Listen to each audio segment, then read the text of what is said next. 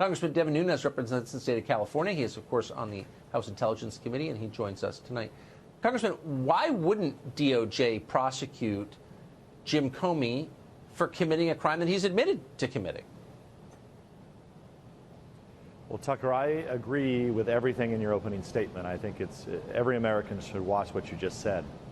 I want to actually make sure, though, that you understand what John Solomon reported on here, because I think it may be taken a little bit out of context.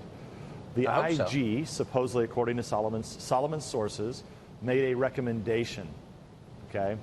Just because the DOJ is not going to act under that recommendation does not mean he's not going to be further looked at. So remember, the U.S. Attorney in Connecticut now is taking all of this information in. So he's taken our criminal referrals, for example. So look, I haven't disclosed who we've referred criminally, but I think one could guess it's highly likely that we would name people who leak classified information.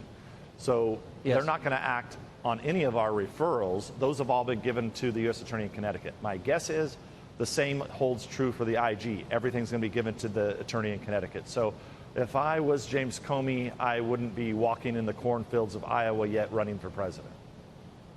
So if Comey, and this sounds like a minor detail, but I don't think it is, if Comey is in fact indicted for the crime, again, that he's committed and admitted committing, if that happens, will his house be raided by, say, 30 armed federal agents with an amphibious vehicle and the collusion of CNN? Well, I would guess probably not, because I believe U.S. Attorney John Durham is actually a man who does see the blind lady that doesn't pull any, is not partisan at all and is fair in how justice is conducted. Unlike what you saw with the Mueller dossier team, which now we know Mueller wasn't even in charge of that investigation. So I don't believe you will see that, but I do believe that James Comey will be held accountable. And there's one other point that is important to make.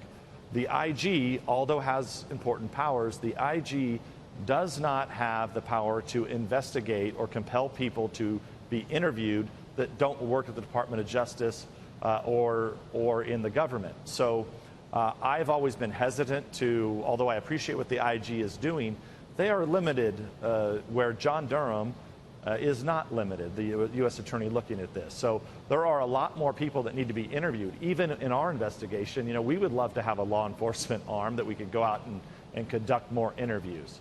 But the FBI and the U.S. Attorney in Connecticut, they're building their team. They have a lot of people out. There'll be a lot of people that are interviewed because what we want to make sure is that it's not just James Comey that gets looked at, but this whole fiasco that's occurred. That's right. You know, you just touched on a little bit in your opening.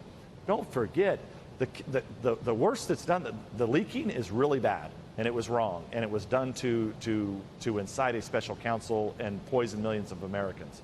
But the worst thing I would argue in all of this is that the spying on the political campaign began in the first place, long before they told Congress it began. So this began in early 2016. Yes.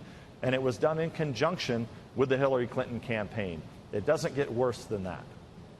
Yes, by the Obama administration, who we're still venerating like gods for some reason. Congressman, thanks very much. Great to see you. For some reason. Thank you, Tucker.